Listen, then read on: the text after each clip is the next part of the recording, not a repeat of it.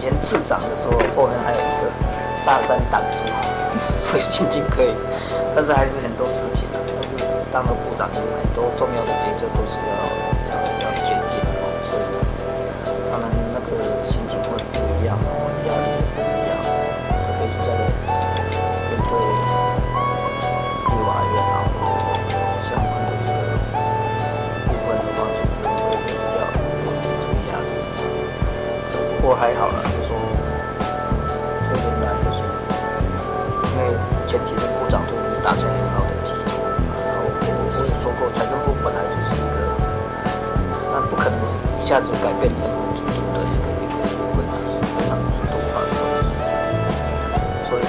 基本上如果只要能够按部就班的来做的话，基本上就可以达到想要的这个目标。所以多种情况基本上。当然，我会有一些，比如说像公务管理啊，这个问题，但是这个都是难免的，因为即使是经济部国营事业也是一样的情况，遇到问题就是去面对，然后去解决，这样的一个情况。1年多，我想，我也不想，我也不会对给自己评多少分啊，就是我的态度就是一样的。做多少就尽量做这样子，所以我们像我们去年的这个财政的总预算里面，就是我们没有举债，而且还还债了700几亿，这个部分，这个不是我的功劳啊，但是就财政部的角度来看，这个是就是一件难得的事情啊，特别是在去年，我们的。总预算加特别预算的话，是20年来的，这个是平衡达到平衡的情况，那这个是大家的努力，比如说像在上编列的时候一定是这个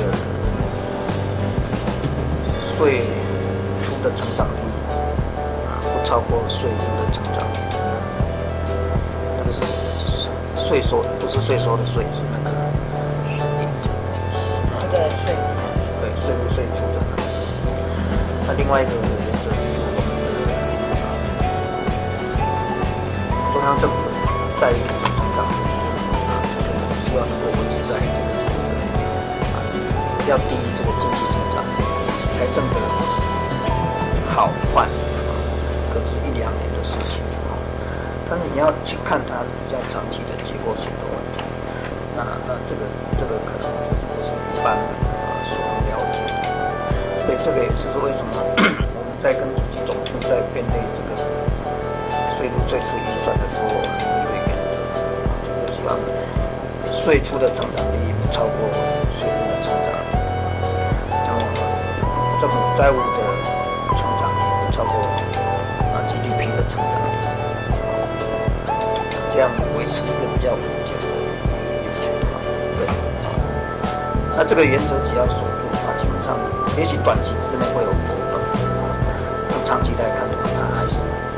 一个一定的一个形式在那边。那只要我们的税制没有大幅度的变动，大概都是会维持在最近通过的这个资金回流这个专法，那这个是一个机会。为什么？因为外在的环境CRS 我想你也知道，就是所谓的国际款避税这个趋势，共同申报准则，还有这个所谓的资金交换等等这些，那使得这个很多厂台商本来是在免税天堂，